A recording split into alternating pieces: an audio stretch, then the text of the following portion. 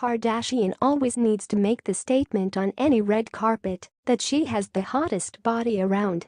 The 37-year upped the sexy stakes for Tiffany's Blue Book collection launch event in New York City on October 9.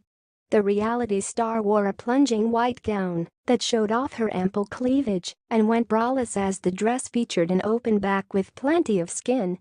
The fabric only started again just at the top of her famous booty's crack, and the top wasn't lined.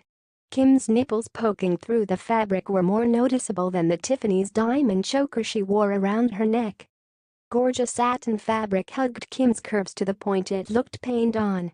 Her sheer hair is back, as the KKW beauty founder wore pinned straight black hair parted down the middle that cascaded down to her waist. She's continuing to flaunt her 116-pound body and tiny waist as the dress featured open sides that showed of her abs.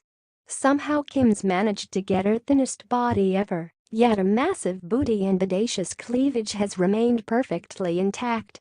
Just her waist, legs, and arms have shown the signs that are noticeably smaller. Kim actually had to apologize after sharing a video where she got overly excited when her sisters told her she was getting too skinny and were worried she wasn't eating.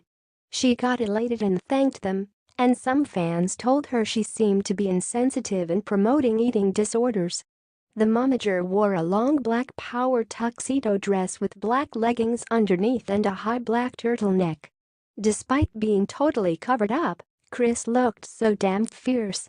Kris proved you don't have to flash the flesh to still look incredible.